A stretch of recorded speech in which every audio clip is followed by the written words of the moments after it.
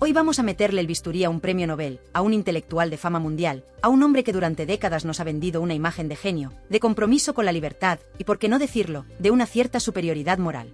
Hoy, amigas y amigos, vamos a hablar de Mario Vargas Llosa. Pero no del Vargas Llosa de los discursos grandilocuentes y las fotos con la jet set.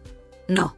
Vamos a hablar del Varguitas, del hombre detrás del mito, y lo vamos a hacer a través de los ojos y las palabras de la mujer que lo conoció como nadie, la que fue su primera musa, su tía carnal, su esposa durante 9 años cruciales, y al final, la protagonista de una de sus novelas más famosas, y para ella, más hirientes, la inolvidable Julia Urquidi Llanes, nuestra queridísima tía Julia.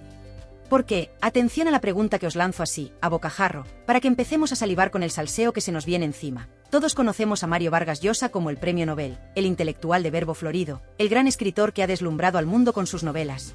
Pero ¿sabíais que su primera y fundamental musa, su tía y esposa Julia Urquidi, guardaba un secreto explosivo, una confesión demoledora que podría cambiar para siempre, y no para bien precisamente, la imagen que tenemos de este gigante de las letras?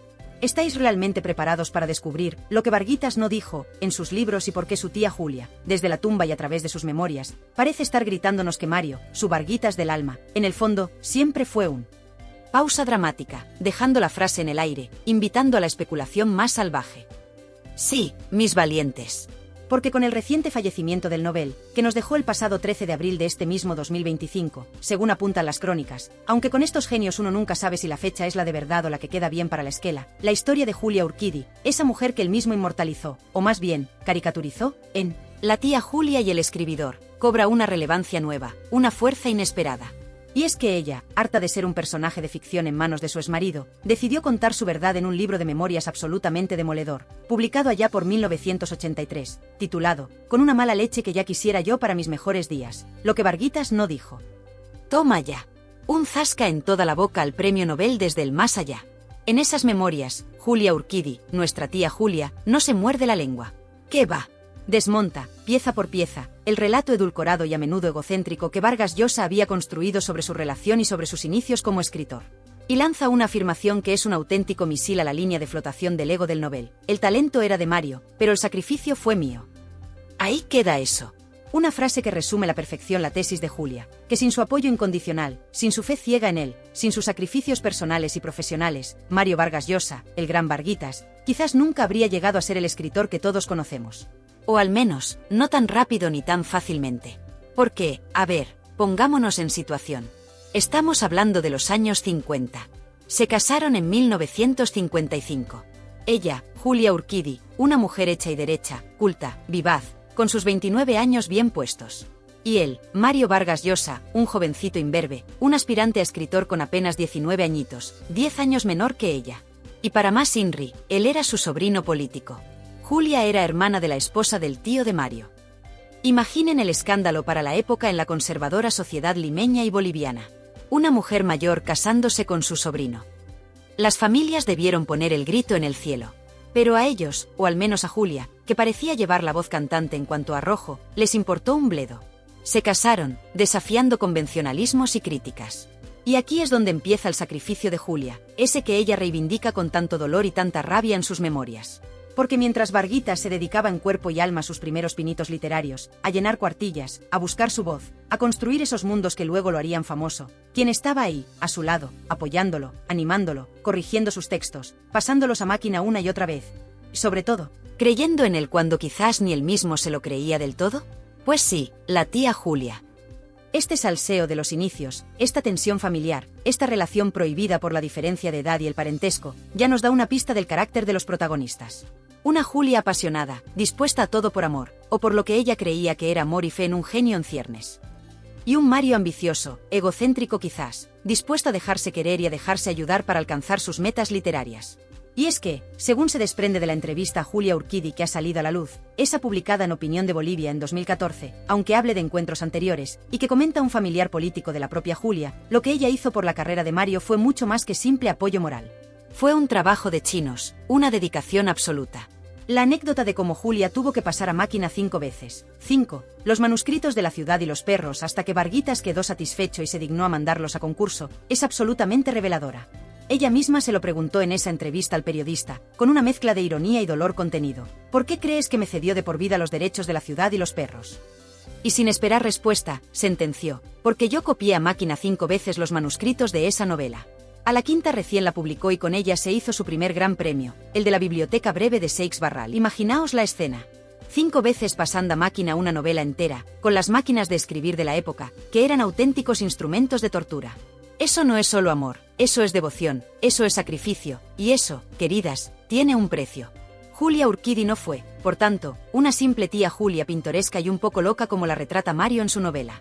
Fue, según su propia versión y la de quienes conocieron esa etapa, la gestora literaria en la sombra de sus comienzos, la que le ponía orden en sus papeles, la que le animaba en sus bloqueos creativos, la que le aguantaba sus neuras de genio incomprendido, y la que, con su inteligencia y su cultura, porque Julia era una mujer muy leída y con un criterio literario propio y muy firme, seguramente también le aportó ideas, correcciones y un contrapunto intelectual que fue fundamental para pulir ese talento todavía en bruto.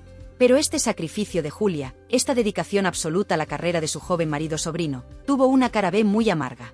Porque mientras ella se desvivía por él, mientras quizás postergaba su propia producción literaria, porque Julia también escribía, y escribía muy bien, como demostró luego con sus memorias, ¿qué hacía Varguitas?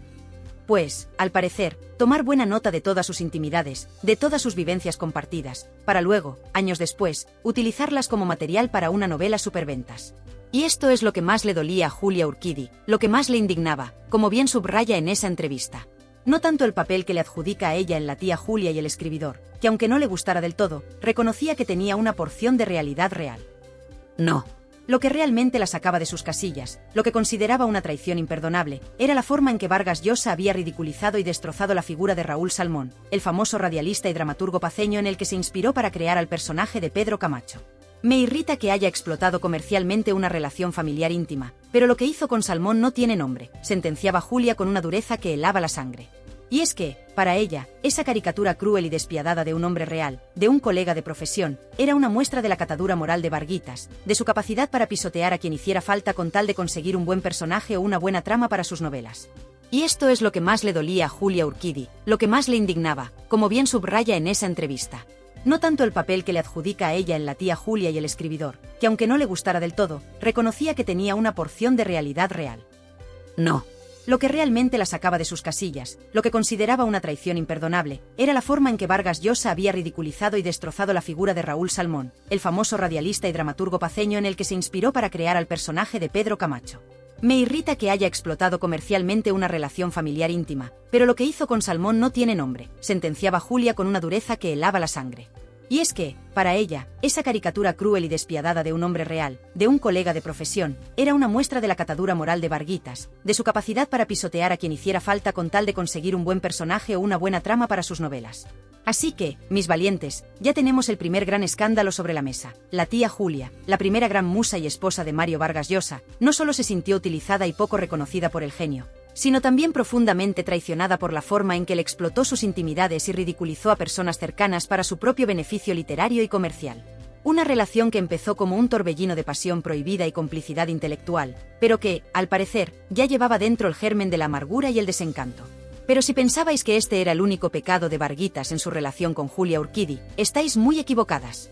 Porque la historia de su ruptura, de cómo Mario la abandonó después de 9 años de matrimonio y de sacrificios por parte de ella, es aún más salseante, más morbosa y más reveladora de la verdadera personalidad del premio Nobel.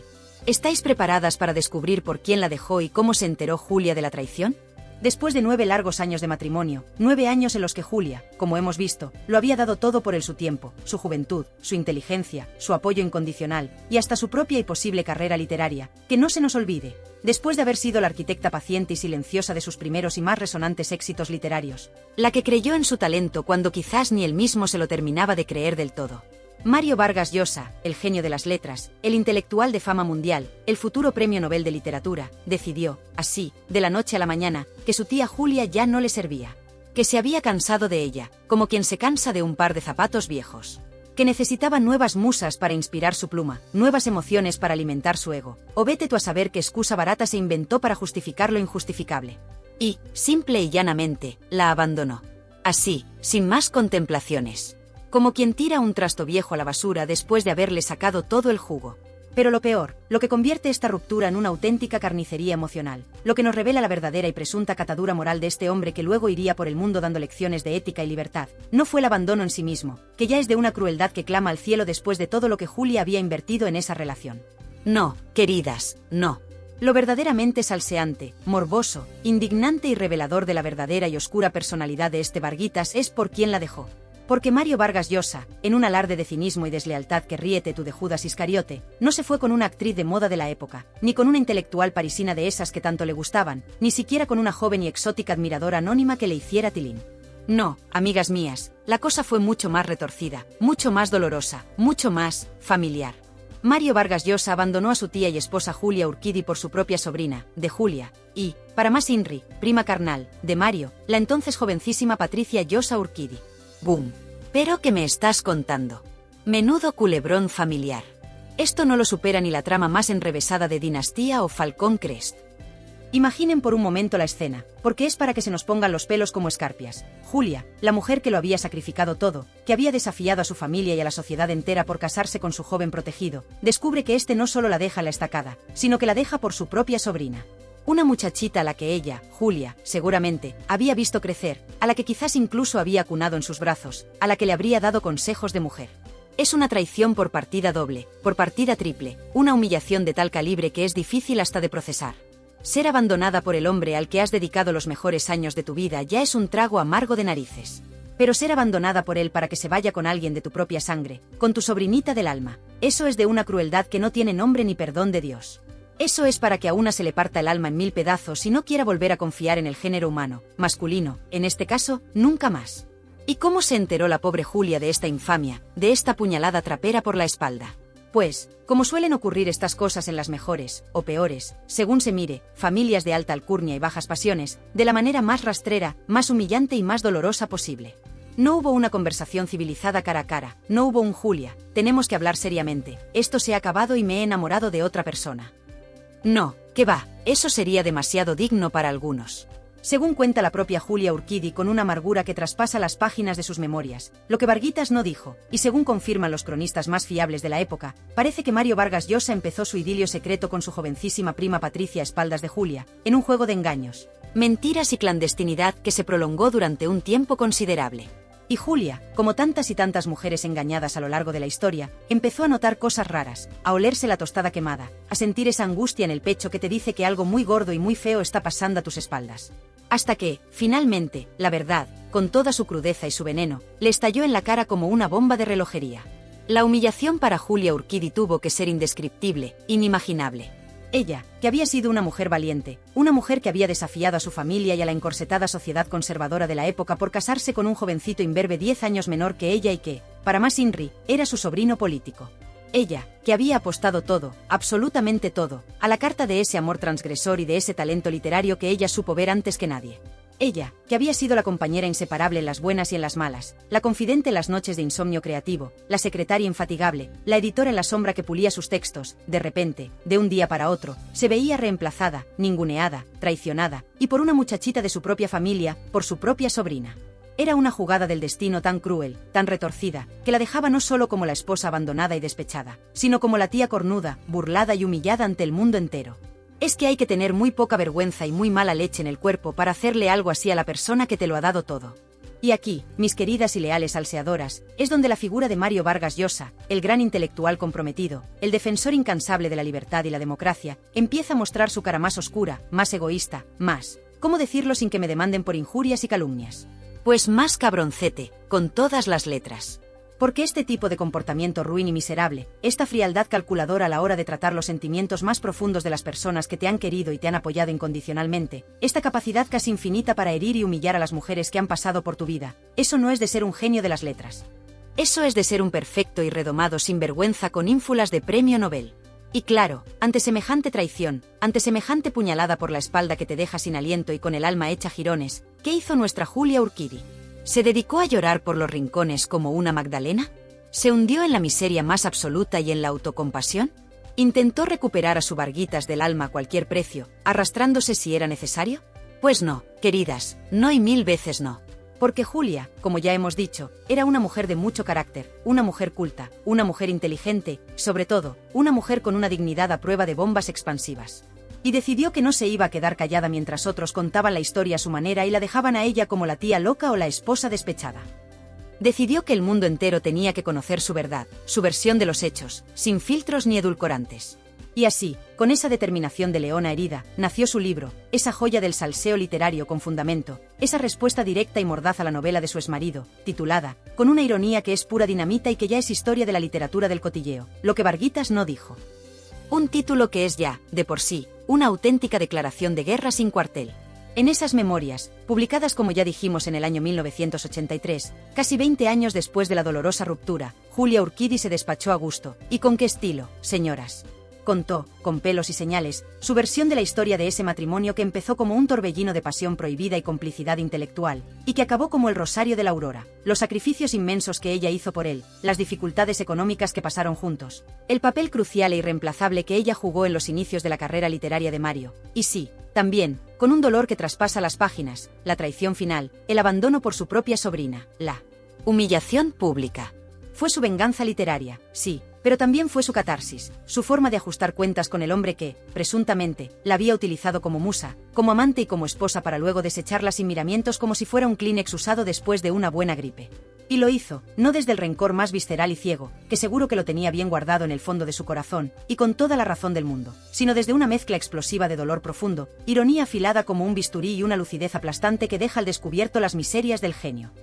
Hay una frase en esas memorias, una frase que el autor de la nota que leímos en el primer tramo de este vídeo rescataba y que es absolutamente demoledora, para enmarcarla en oro y ponerla a la entrada del Museo de las Traiciones Sentimentales, donde Julia Urquidi define a su exmarido Mario Vargas Llosa como el autor del más grande e insólito amor jamás vivido por una prima tía esposa y del más grande suplicio marital jamás contado de puño y letra. Impresionante. ¡Qué capacidad para la síntesis y para la mala leche elegante!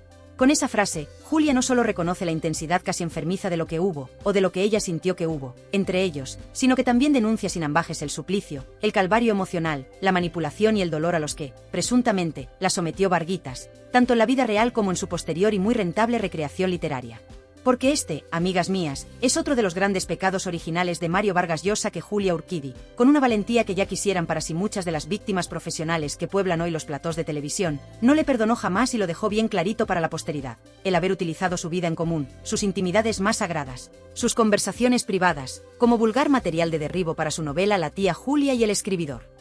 Una novela donde, según ella, la retrató de forma caricaturesca, simplista, superficial y, en muchos aspectos, completamente falsa y malintencionada.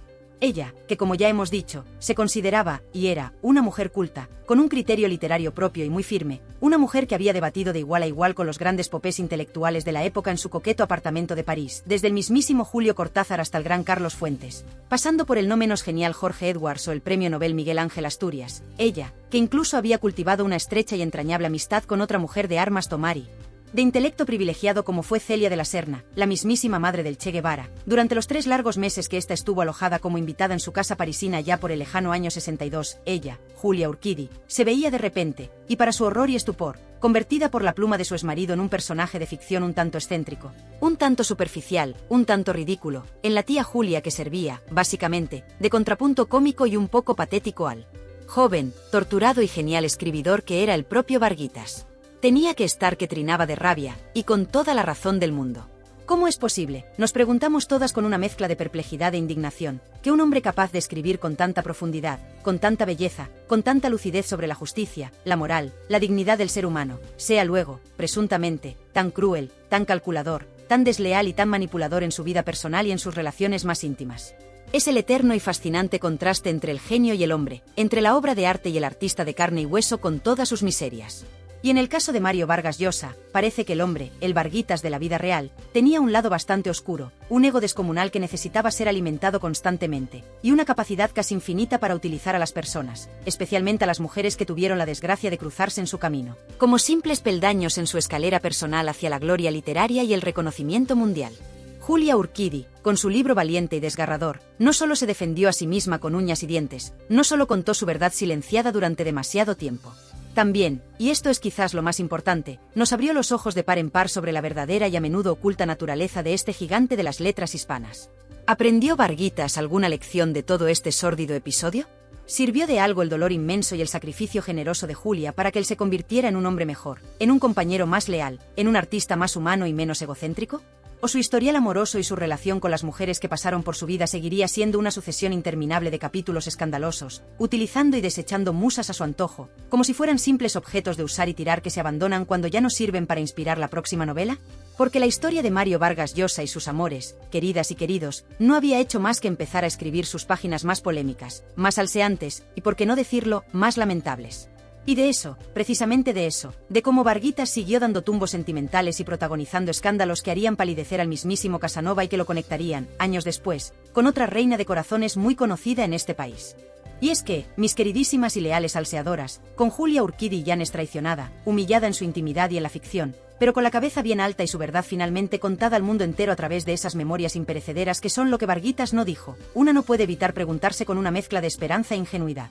¿Aprendió el joven Varguitas alguna lección de todo este sórdido y doloroso episodio?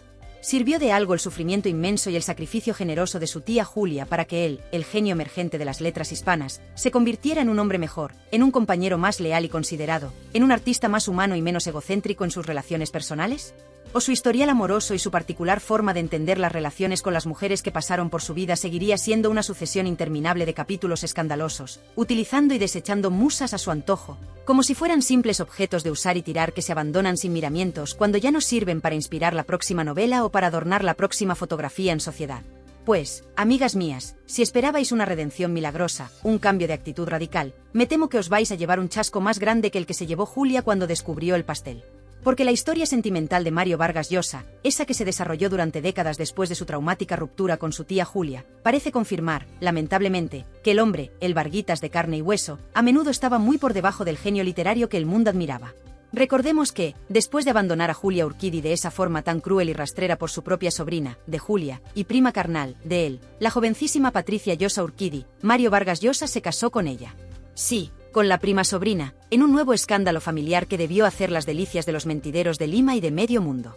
Y con Patricia, todo hay que decirlo, tuvo un matrimonio larguísimo, de casi 50 años, y 3 hijos.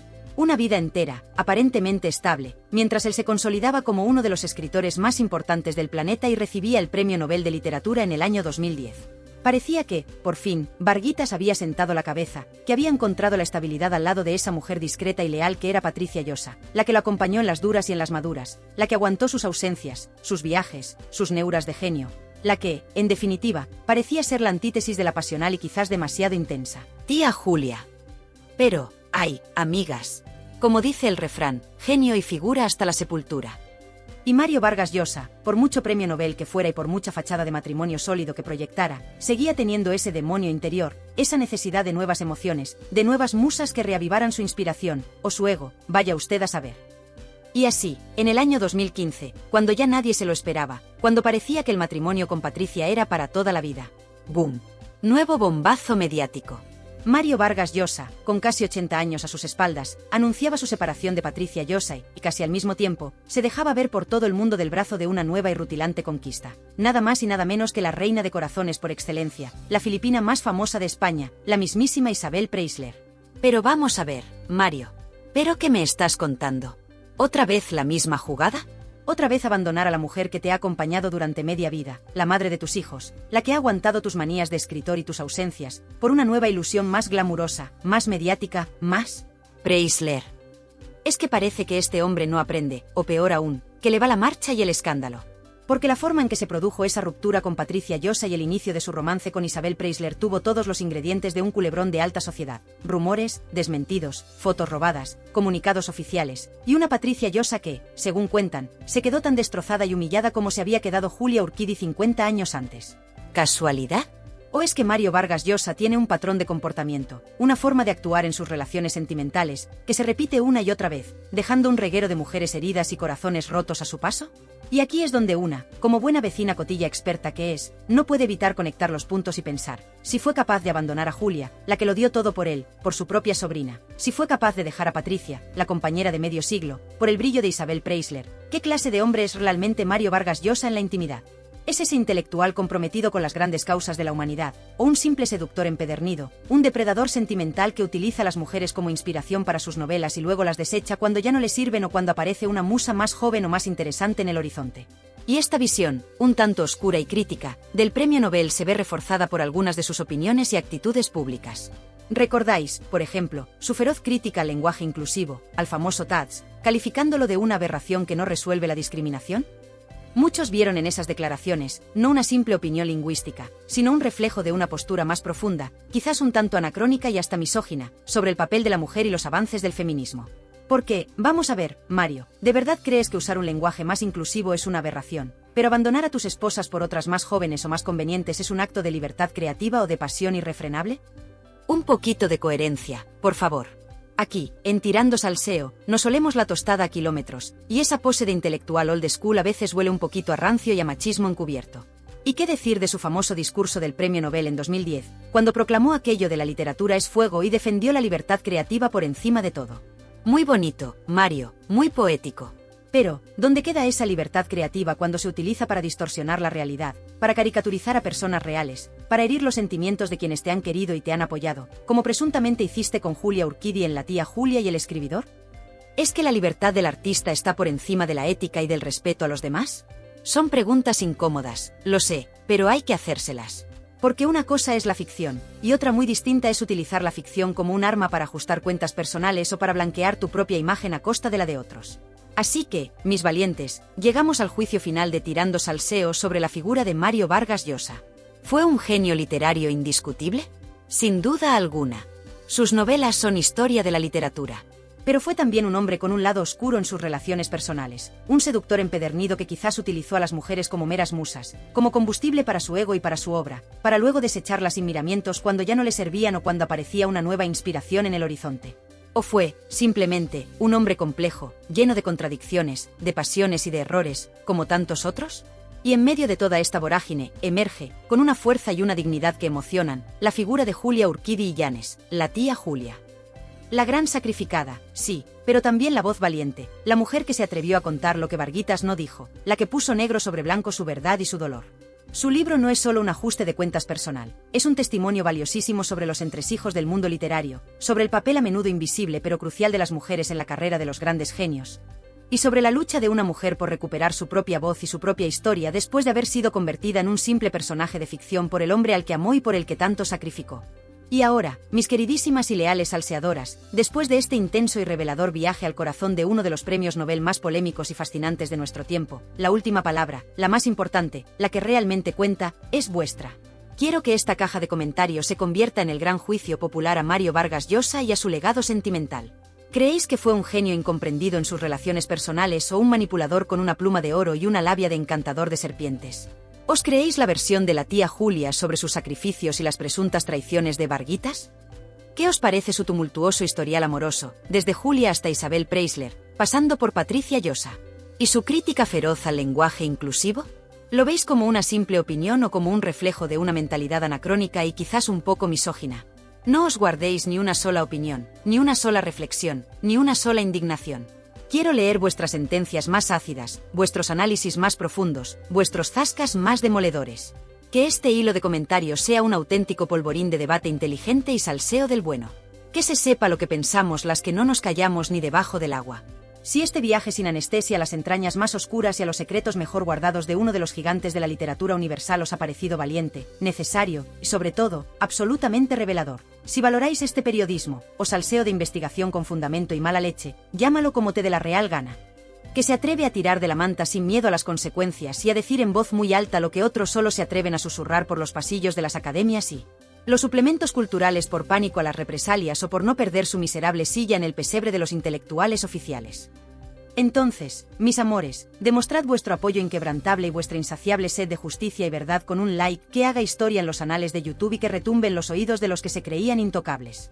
Que cada pulgar hacia arriba sea una medalla al valor para las voces disidentes como la de Julia Urquidi y un misil Tomahawk directo a la línea de flotación de los vendedores de humo, los fabricantes de mentiras y los que usan su genio para pisotear a los demás. Ayudadnos con vuestros likes a que la verdad, por muy cruda, incómoda y políticamente incorrecta que ésta sea para algunos antoñés de la cultura, siga saliendo a la luz con la fuerza de un tsunami y llegue hasta el último rincón donde se intente tapar la vergüenza, la desfachatez y la manipulación. Y si eres de los que no se conforman con la papilla informativa precocinada y edulcorada que nos dan en otros sitios de 3 al cuarto, de los que siempre buscan la chicha oculta detrás de las sonrisas de Potocal y los discursos grandilocuentes redactados por asesores sin alma ni criterio, de los que valoran un espacio donde la opinión es libre como el viento de Tarifa en un día de temporal y el salseo es más inteligente, adictivo y necesario que el pan nuestro de cada día. Entonces, querida amiga, querido amigo, Tirando Salseo es tu hogar, tu trinchera de combate y tu familia elegida. No te estoy pidiendo solo que te suscribas a este canal con 2 narices y un par de bemoles. Te estoy ofreciendo la llave maestra para acceder a un círculo privilegiado de información veraz, de debate sin censura y de salseo del bueno, del que hace pensar y del que remueve conciencias, que no encontrarás en ningún otro rincón de este vasto y a veces desolador universo digital.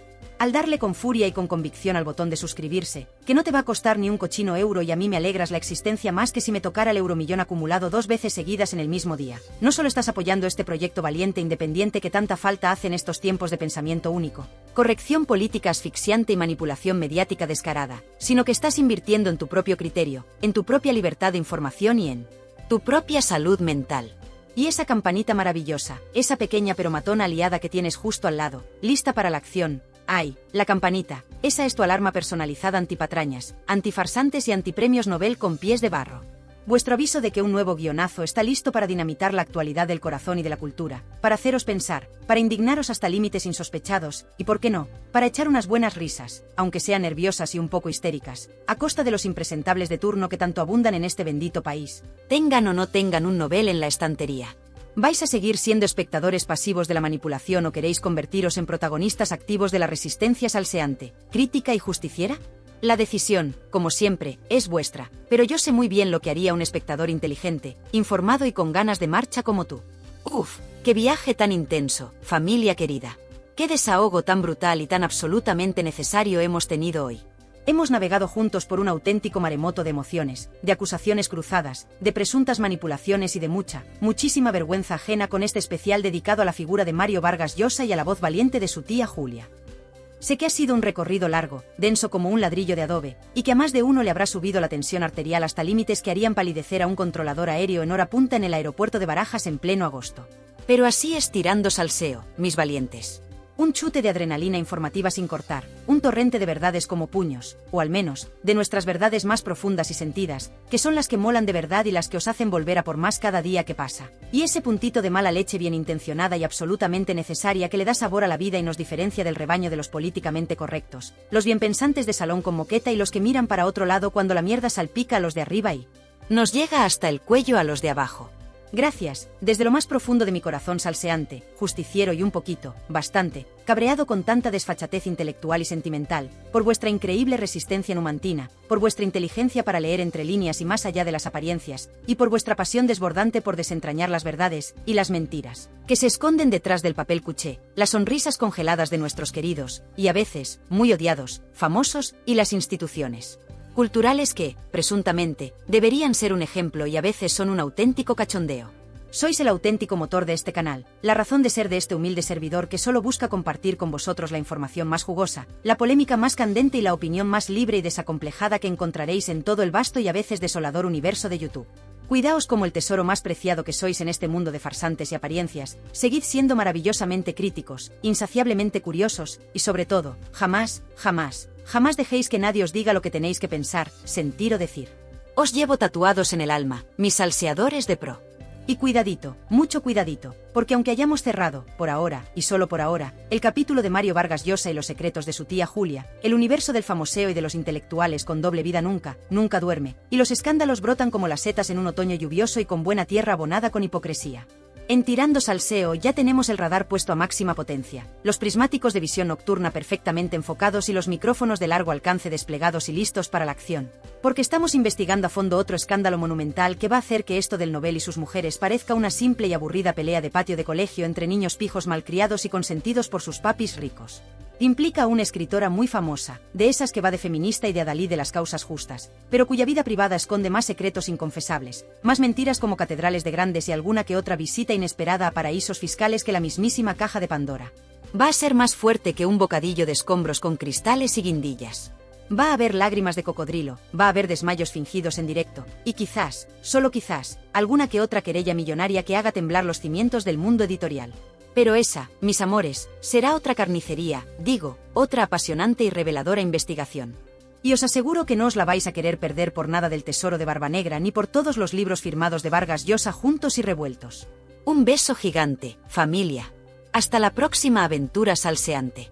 Agur, agur, y que el morbo inteligente, la indignación con fundamento y el buen humor, aunque sea más negro que la conciencia de algunos escritores famosos, os acompañen siempre en vuestras vidas. Chao, chao, y a comentar como si no hubiera un mañana, que quiero ver esos teclados echando más humo que una pipa en una reunión de detectives de novela negra.